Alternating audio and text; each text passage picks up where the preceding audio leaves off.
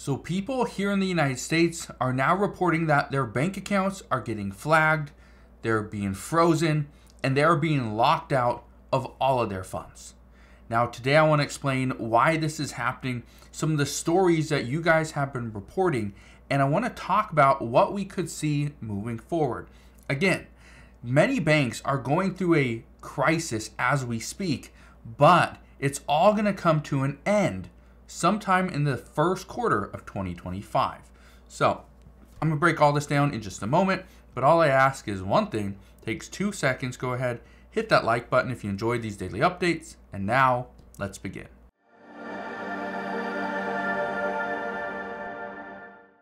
So what would you do if you went to the bank asking for some money and they told you no, that we can't give it to you because your account has been flagged or your funds are frozen?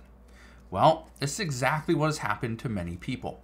According to reports over the past few days, we are now starting to hear that more banks are locking people out of their accounts and asking for more verification of your identity.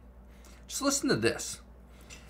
This person wrote and said this, and I quote, "My bank account was just frozen for no good reason, and now I have to go into my bank, show 2 forms of ID, and bring a mortgage or utility statement with my address on it. What is even going on here?" And so somebody responded with this, and I quote, "I had this happen to me a couple weeks ago as well. My wife went into the bank and took out $2,300 in cash. When the teller asked her what it was for, she simply said, 'I just needed it.'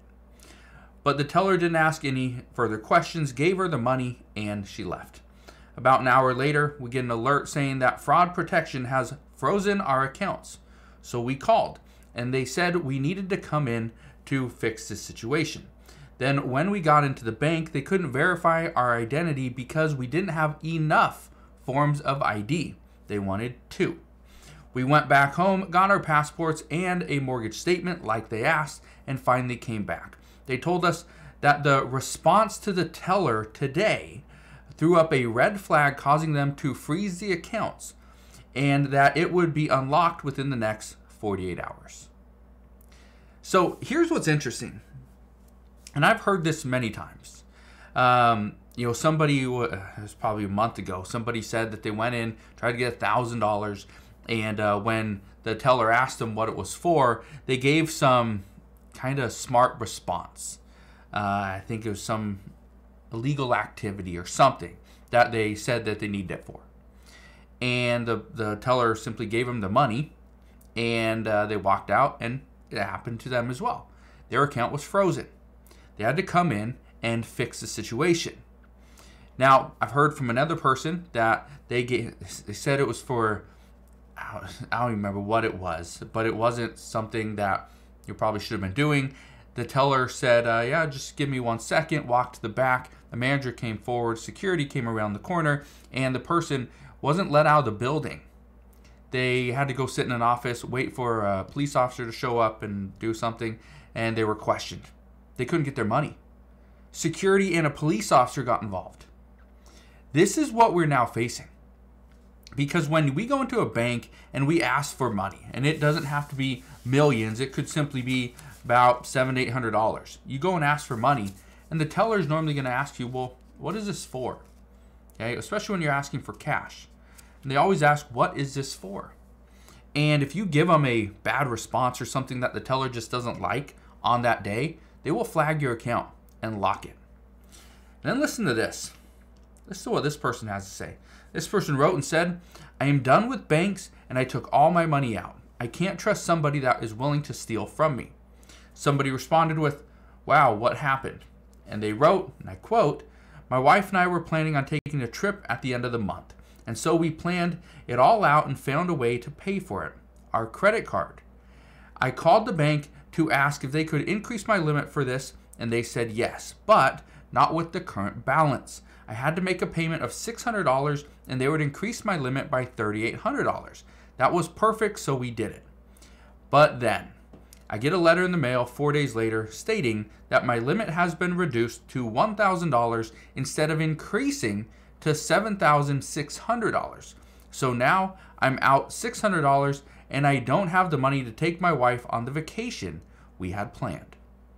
Now, I've heard reports of this so many times over the past couple of months where people are being told to make a payment to their bank, to their credit card. And then they make the payment, all of a sudden it triggers that they went below a certain threshold, and now automatically they lower your limit to reduce the risk on the bank. This is a trick that they've been doing, and a lot of people fall for this. But again, here's where things get interesting.